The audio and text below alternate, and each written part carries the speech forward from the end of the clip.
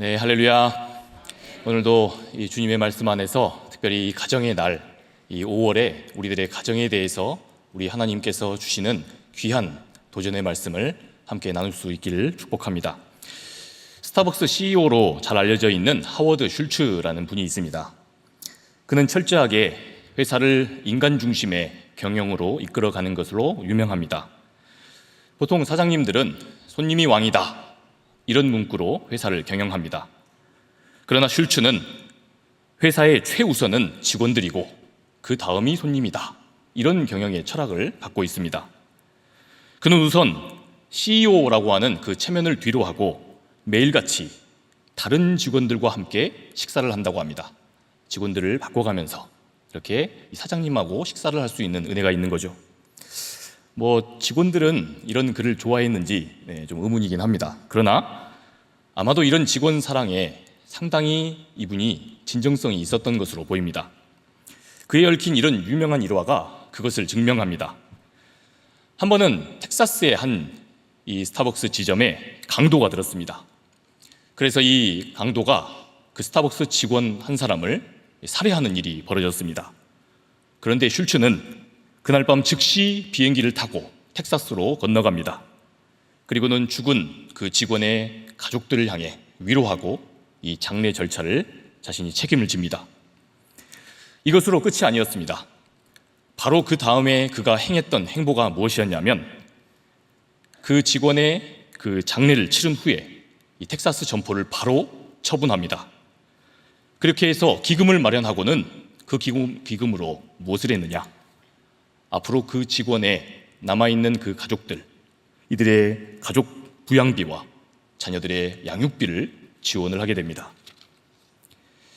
여러분, CEO가 직원 사랑하기를 그 가족을 사랑하는 데까지 이르렀으니 바로 그러한 스타벅스, 이 커피 전문점이 전 세계적으로 인기가 있어서 우리 교회 옆에도 이 스타벅스가 있습니다. 사랑하는 여러분, 사업을 하는 이 사장님도 그의 인품이 훌륭하게 되면 이토록 직원의 가족까지도 사랑과 위로로 경험케 합니다. 그렇다면 오늘 이 가정의 달을 맞아서 예배하고 있는 저와 여러분들의 가정은 혹시 어떻습니까?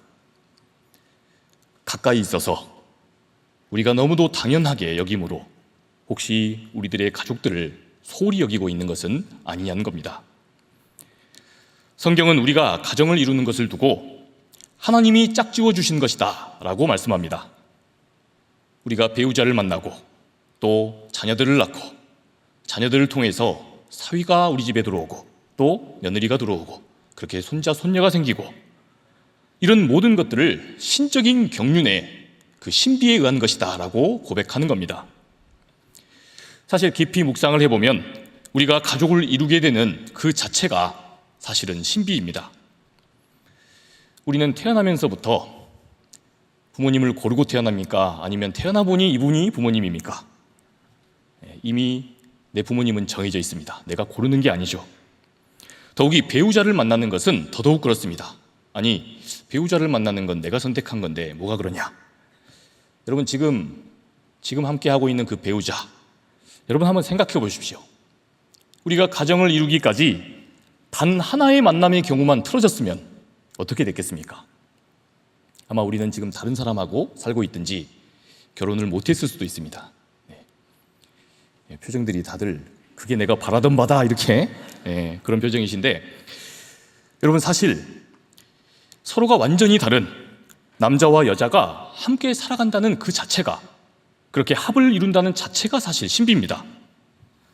여러분, 부부는 사실 생물학적으로 보면 인간이라는 것 빼고 완전히 다른 존재입니다. 서로 유전적으로 전혀 연결된 것이 없습니다. 자녀들은 우리의 유전자를 갖고 있지만 우리는 헤어지면 어떻게 됩니까?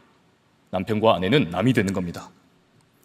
사랑과 끌림의 그 신비한 인도로 인도되지 않았더라면 우리는 서로 남일 수밖에 없는 존재인 겁니다. 여러분, 그래서 성경은 이 가정이 우리 하나님께서 짝지어 주시는 신적인 신비에 의한 것이다, 이렇게 고백합니다. 하나님이 결혼이라는 제도를 통해서 우리를 남편과 아내로, 그리고 자녀로, 또한 사위와 며느리로, 고독하게 살던 우리를 그렇게 사랑으로 연결해 가셨다는 겁니다. 그리하여 이 험난한 인생, 이 어려운 삶을 주님께서 돌보시고 주님께서 구원하신다는 것을 경험케 하셨다는 겁니다. 오늘 말씀이 이러한 주님의 위로하심과 그 돌보심에 관한 모범을 잘 보여줍니다. 환난을 당한 우리가 주님이 허락하신 이 가정 안에서 어떻게 구원에 이르게 되는지 이 룻기의 말씀이 잘 보여줍니다. 우리 오늘 말씀 1장 1절에서부터 5절까지의 말씀을 보겠습니다. 사사들이 치리하던 때에 그 땅에 흉년이 드니라. 유다 베들레헴의 한 사람이 그의 아내와 두 아들을 데리고 모압 지방에 가서 거류하였는데 그 사람의 이름은 엘리멜렉이요 그의 아내의 이름은 나오미요 그의 두 아들의 이름은 말론과 기륜이니 유다 베들레헴 에브라 사람들이더라. 그들이 모압 지방에 들어가서 거기 살더니 나오미의 남편 엘리멜렉이 죽고 나오미와 그 두 아들이 남았으며 그들은 모압 여자 중에서 그들의 아내를 맞이하였는데 하나의 이름은 오르바요 하나의 이름은 루시더라. 그들이 거기 거주한 지 10년쯤에 말론과 기륜 두 사람이 다 죽고 그 여인은 두 아들과 남편의 뒤에 남았더라. 오늘 하나님 말씀은 엘리멜렉과 나오미가 이룬 가정을 보여줍니다. 이들은 원래 약속의 땅 가나안 베들레헴에 살고 있었습니다. 이들이 가정을 이루며 살던 때는 오늘 말씀에 보면 사사들이 치리하던 때였다고 합니다. 사사기를 보면 이 시기에 이스라엘 백성들은 이 하나님의 말씀에서 벗어나 있고 떠나 있었습니다. 주님의 말씀을 떠나 각기 자기 소견에 옳은 대로 그렇게 합리적인 생각에 옳은 대로 살아갔습니다. 그렇게 각자 도생하던 탓에 이스라엘은 잦은 외세에 침략을 받습니다. 게다가 말씀은 오늘 엎친 데 덮친 격으로 그 땅에 흉년까지 들었다라고 말씀합니다. 상황이 이렇게 되자 가장이었던 엘리멜렉은 중대한 결정을 내립니다. 그것은 바로 혼란스럽고 흉년이 든 하나님의 약속의 땅, 이 가나안 베들레헴을 버리고 모압 지방으로 이방인의 땅으로 이주하는 것이었습니다. 여러분, 엘리멜렉이라고 하는 이름의 뜻은 하나님은 왕이시다라는 뜻입니다. 하나님을 왕으로 모신 사람의 가정이라는데 주님의 약속의 땅에 흉년이 드니까 어떻게 한 겁니까? 그것을 피해 현실적으로 살아갈 수 있는 합리적인 길을, 타협의 길을 모색한 겁니다. 여러분, 지금 바로 이것이 이스라엘 가정들이 겪었던 그 심각한 영적인 위기이자 삶의 위기였다고 말씀하는 겁니다. 그렇게 엘리멜렉은 이민을 떠나서 두 아들들을 모압 여인에게 장가를 보냅니다. 그리고는 가족들만 남겨놓은 채 먼저 자기는 세상을 떠납니다. 고대 유대 사회는 가장이 먼저 죽게 되면 그 아들들이 나머지 가족을 부양합니다. 그런데 이 아들들의 이름 뜻을 또 보니까 범상치 않습니다.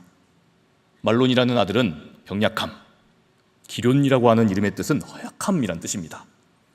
아마도 어린 시절부터 굉장히 병약하고 허약했던 아들이었던 걸로 보입니다.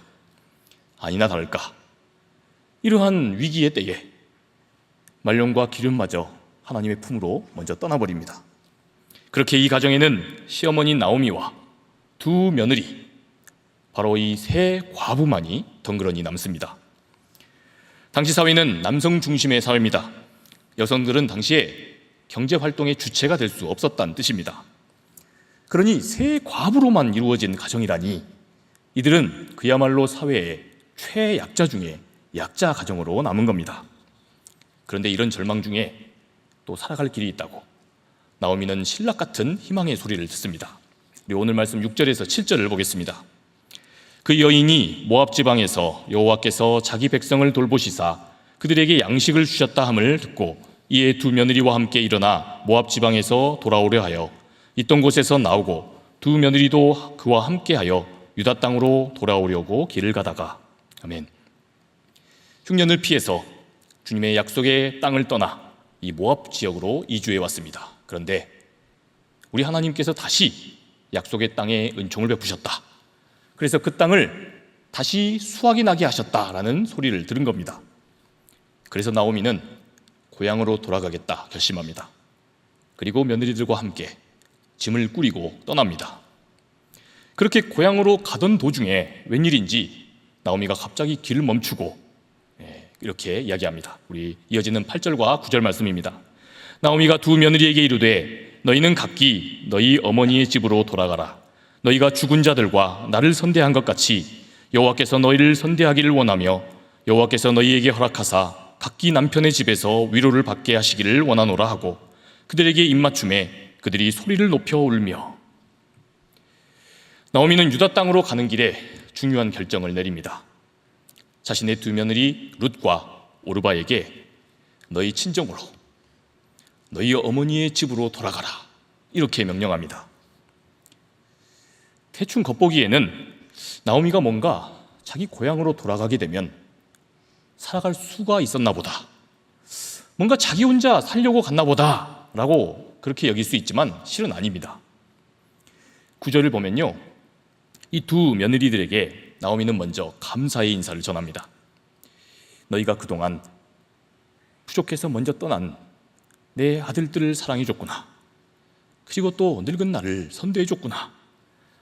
나오미는 이렇듯 아주 귀한 따뜻한 그 마음으로 감사의 인사를 전하고 있음을 주목해야 합니다. 유대 사회나 또한 우리 한국 사회가 비슷한 점이 있습니다. 그것은 바로 철저하게 가부장적인 그런 문화, 그런 정서가 오래도록 뿌리 내려졌다는 겁니다. 유교의 영향 아래 이 혈통을 중시하던 그런 우리 사회에서도 남편이 죽게 되면, 아내보다 남편이 먼저 죽으면 이런 수식이 따랐습니다. 아내에게. 여러분, 어떤 말이죠? 남편 잡아먹은 귀신. 네, 잘하시네요. 상식적으로 생각을 해봐도 남편이 먼저 아내를 두고 떠나면 가장 어려워지는 사람이 여러분 누굽니까? 바로 아내입니다. 자기의 인생, 자기의 사랑을 몽땅 걸었던 그 남편이 먼저 떠나면 그러한 슬픔을 모두가 자기가 끌어안아야 합니다.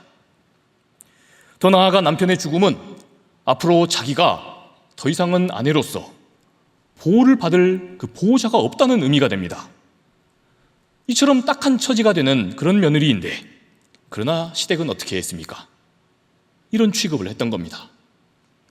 여러분, 그런데 이 나오미 시어머니는 두 아들들의 죽음과 또 남편의 죽음을 한꺼번에 경험했습니다.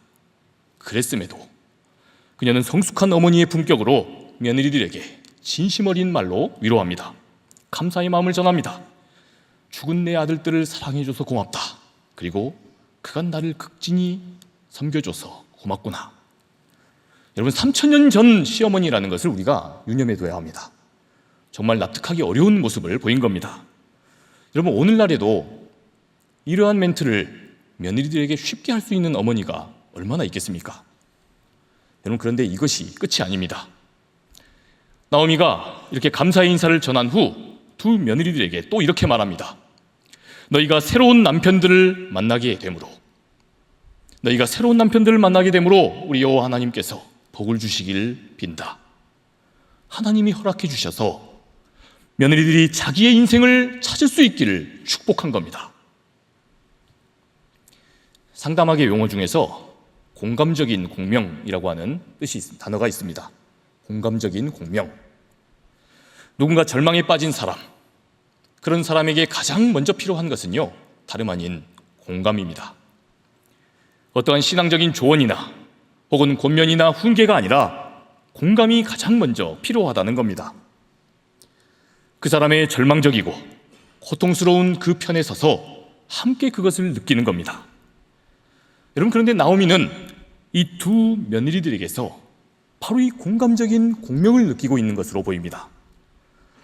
바로 자신과 같은 그 고통을 이 며느리들에게서 보고 있는 겁니다.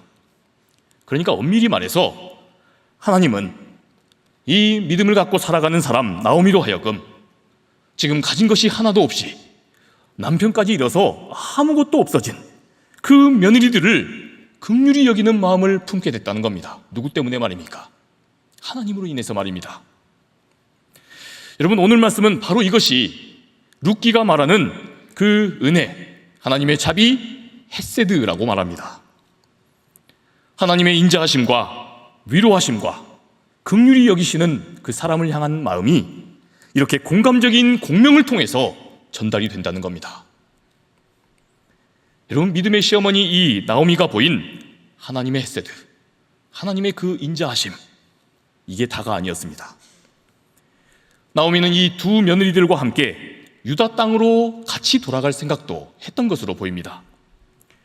오늘 말씀을 보면 이 며느리들을 출발하기 전이 아니라 가는 그 중간에 친정으로 돌아가라, 이렇게 말씀한 7절을 보면 우리가 그것을 알 수 있습니다. 아마도 나오미는 여러분 그랬지 않겠습니까? 그래도 10년이 넘는 세월을 이 며느리들과 함께 했는데 갑자기 쉽사리 떠나보낼 수가 없었다는 겁니다. 여러분, 그런데도 지금 주 안에서 이 며느리들을 생각하고 있던 이 나오미는 자기 섭섭한 그 마음보다 누구의 입장을 더 생각한 겁니까? 바로 며느리들의 입장을, 그 며느리들의 입장에서 생각을 했다는 겁니다. 그래서 결단하는 것이 떠나라고 하는 겁니다. 여러분, 왜 그녀의 이 며느리들을 떠나라고 하는 선택이 그녀들을 배려한 겁니까? 여러분, 이들 과부 셋, 이들이 유다로 가게 되면요, 여러분 상상해 보십시오. 어떻게 되겠습니까? 한 명만 지금 과부여도 어려운 상황인데 3명이나 과부입니다. 당장 어디서 먹을 것을 찾아야 할 것인가, 이것부터 걱정해야 할 겁니다. 사회적 최약자로, 그 약자가 셋이나 모인 그런 가족으로 비참한 그런 삶을 살아야 합니다. 여러분, 그런데 그럼에도 불구하고 나오미는 돌아가면 과부이기는 하지만 그래도 나오미는 어디 출신 과부입니까? 유다 출신의 과부입니다. 바로 유다 출신의 과부인 겁니다. 그런데 이러한 시어머니인 나오미와는 다르게 두 며느리들은 사정이 다릅니다. 자신은 돌아가면 그냥 과부이기만 하지만 며느리들은 과부이면서 동시에 이방인입니다.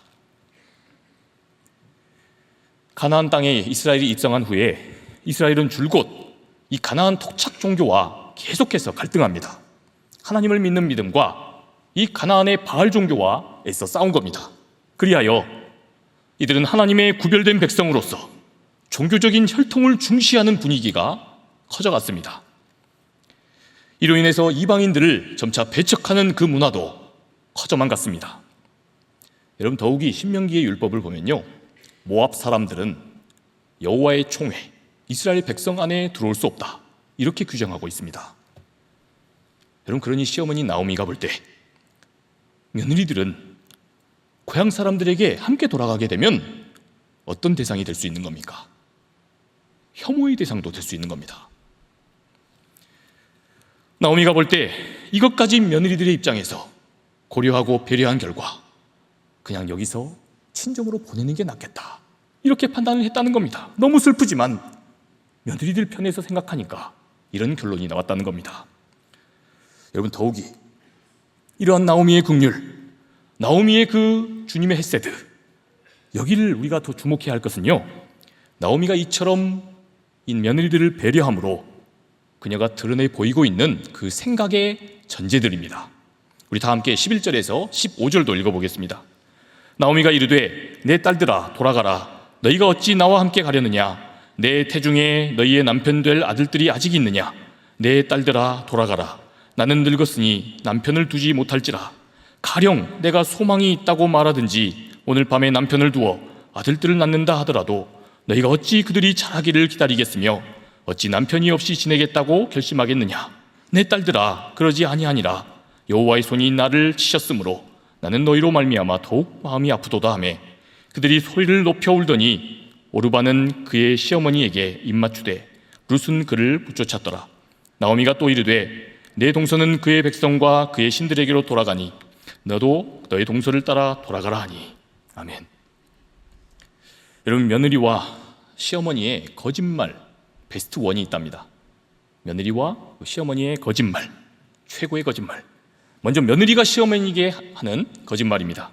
그 베스트 원은요, 어머니 벌써 가시게요? 며칠 더 있다 가세요. 이겁니다. 여러분, 아들 집에 갔는데 이런 소리를 들으셨다면 이건 지금 내가 갈 시간이 됐다라고 하는 뜻입니다. 여러분, 이런 관용 표현은 센스가 있는 시어머니가 되시려면 하나쯤 외우고 계셔야 합니다. 여러분, 그렇다면 시어머니가 며느리에게 하는 거짓말 베스트 원은 무엇일까요? 그것은 바로 아가, 나는 너를 딸처럼 생각한단다입니다. 여러분, 그런데 놀랍게도요, 나오미는 이 사랑에 있어서 말보다는 행동과 결단이 먼저 섰던 시어머니였습니다. 그래서 이 나오미의 위로의 말은 며느리들에게 잘 먹혔던 것으로 보입니다. 딸아, 그러지 마라. 나는 그냥 돌아가게 되면 나이든 과부로 살게 될 거야. 그런데 너희는 아직 지금 젊지 않느냐? 어째서 지금 너희들의 그 인생을 포기하려고 하느냐? 나를 따라 너희가 유대로 가게 되면 너희는 과부이면서 그리고 이방인이기까지 하지 않느냐? 그러니 나를 떠나가거라. 여러분, 이처럼 진심 어린 그 사랑으로 먼저 배려하고 던진 이 딸아라는 그 말이 오르바와 룻을 향해서 무엇을 보게 했다는 겁니까? 하나님의 헤세드, 하나님의 인자하심과 하나님의 자비하심을 보게 했다는 겁니다. 여러분, 더욱이 이때 지금 나오미가 전제하고 있는 그 신앙이 참으로 아름답고 성숙합니다. 나오미는 지금 하나님을 믿는 자신의 그 신앙적 세계관으로 며느리들의 신념, 며느리들의 그 문화와 며느리의 그 세계관을 강제로 복속시키려 하지 않습니다. 야, 니들 비록 나를 떠나서 딴 사람을 만나더라도 그렇게 시집은 가도 다른 신은 안 믿었으면 좋겠다. 내가 두 눈에 흙이 들어와도 그 모습은 못 보겠다. 나를 떠나가더라도 너희 하나님은 꼭 좀 믿어라. 뭔가 이럴 법도 한데 나오미는 그저 자신이 믿는 그 여호와 하나님의 이름으로 당장 다른 신들에게 돌아갈지 모르는 그 며느리들을 진심으로 위로합니다. 언뜻 보면 이러한 나오미의 그 하나님을 믿는 신앙은 뭔가 부족한 듯 보입니다. 그러나 나오미는 참으로 진실되며 자녀들 앞에서 양심적이고 아주 솔직한 신앙인으로서의 모습을 보인 겁니다. 대체 어떤 면에서 솔직한 거냐? 여러분, 알고 보면 자기 자신도 이미 어떤 신앙인이었습니까? 하나님의 약속의 땅, 그 가나안 땅, 이곳에 치안이 불안해지고 여기에 흉년이 들게 되자 믿음을 저버렸던 부모였습니다. 그래서 믿는 부모로서 자신도 부족한 부모였음을 아주 솔직하게 털어놓은 겁니다. 독실한 척, 자신은 그저 완벽하게 늘 주님만 의지하는 척 하지 않고 그렇게 자녀들 앞에 연기하지 않은 겁니다. 그렇게 어려운 상황과 형편 중에서 다시 모압 백성의 그 문화와 그 신들에게로 돌아갈 수밖에 없는 그러한 며느리들의 이 딱한 처지를 그저 인간적으로 공감해주고 같이 위로해주고자 했다는 겁니다. 그렇지만 다만 자신은 하나님을 믿는 사람이니 여호와 하나님, 우리 주님의 이름으로 다만 축복해줬다는 겁니다. 사랑하는 성도 여러분, 하나님을 믿는 신앙은요, 우리가 강제로 강요한다고 해서 우리의 자녀손들에게 전수가 되는 것이 아닙니다. 오히려 우리 자녀 세대들이 믿음으로 살아가는 우리 부모에게서 보는 것은요, 믿는 그 예수님을 믿는 믿음이 우리 부모님을 어떠한 인격과 어떠한 신앙과 어떠한 성품, 어떠한 인간성의 됨됨이로 그렇게 다듬어져 가는가, 우리의 자녀손들은 그것을 주목합니다. 그렇게 나오미의 배려로 인해서 오르바는 자기의 삶을 진짜로 찾아갑니다. 그런데 많은 신앙인들이 바로 이 대목을 보면서 이 룻과 오르바, 이 두 며느리를 비교합니다. 그러면서 오르바는 참으로 효심이 없는 못된 며느리다, 이렇게 암암리에 생각합니다. 여러분, 그러나 현실은 결코 그렇지 않았습니다. 오르바는 이런 나오미 시어머니의 좋은 신앙적인 긍휼과 사랑을 품고 자기의 길을 찾아간 겁니다. 시어머니의 그 말씀을 새겨듣고 간 겁니다. 그러니 나오미의 배려를 받았던 이 오르바도 틀림없이 새로운 자리에서 결국 모압이라고 하는 그 땅에 남아있게 되지만, 그러나 나오미의 하나님, 시어머니 그 이스라엘의 하나님을 떠올리며 나름 의미 있는 삶을 꿋꿋하게 살아갔을 겁니다. 오르바가 나오미를 떠났다고 하는 걸 우리가 비난하게 되면요, 여러분, 그건 신앙적인 생각이 아닙니다. 우리가 그렇게 여기게 되면 성숙한 믿음으로 며느리 오르바를 그렇게 배려했던 나오미의 결단을 욕되게 하는 일이기 때문입니다. 오늘 말씀에서 그래서 정말 이상한 것은 바로 룻입니다. 시어머니 나오미도 사실 룻을 이해할 수가 없었습니다. 지금 이 상황 형편은 누가 봐도 서로 헤어져서 각자 도생해야 맞습니다. 그럴 도리밖에 없습니다. 이것을 모두가 인식하고 함께 공유하고 있었기 때문에 셋은 헤어져야 한다는 이 슬픔 때문에 끌어안아 운 겁니다. 비록 서로에게 이러한 섭섭함과 야속한 마음은 들었다 할지언정 현실은 어떻습니까? 떠나가는 그 서로의 마음을 너무나 잘 이해할 수 있었던 그런 상황이었다는 겁니다. 여러분, 그래서 나오미는 다시 한번 룻을 그렇게 뿌리칩니다. 앞날이 한참 창창한 젊은 여인 룻에게 다시 최선의 선택을 할 것을 권면한 겁니다. 여러분, 그런데 여기에 대해서 룻이 어떻게 반응합니까? 우리 다 함께 16절 이하의 말씀을 읽어보겠습니다.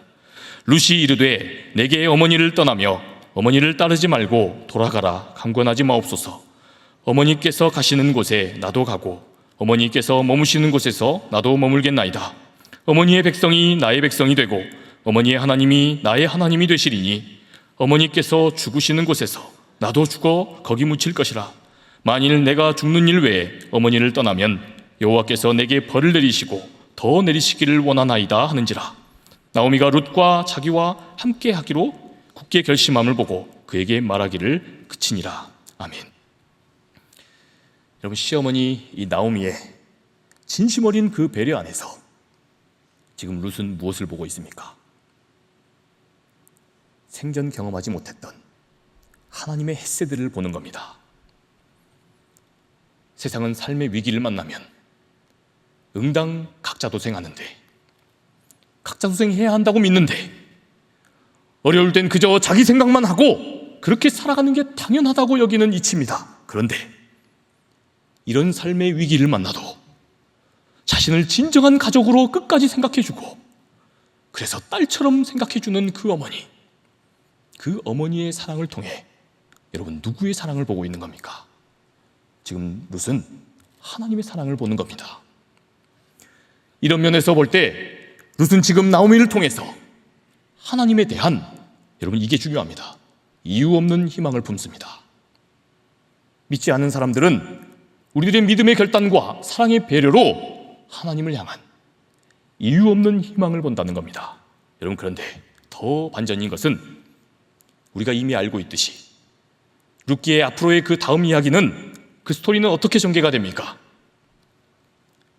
이러한 하나님을 향한 그 이유 없는 희망, 이것을 품은 이 며느리 룻, 이 며느리를 통해서 다시 누가 희망을 품는 이야기입니까?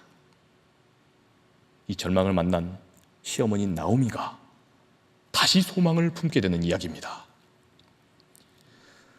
끝까지 며느리 입장에서 사랑하고 또한 배려케 했던 그녀의 그 헤세드의 믿음과 사랑이 다시 며느리 룻을 통해 돌아와서 자기 자신에게를 향한 하나님의 구원으로 돌아왔다는 겁니다. 사랑하는 우리 상당의 성도 여러분, 하나님께서는 저와 여러분들에게 이렇게 가정을 허락하셨습니다. 이러한 관계로 우리를 가족으로 부르셨다는 겁니다.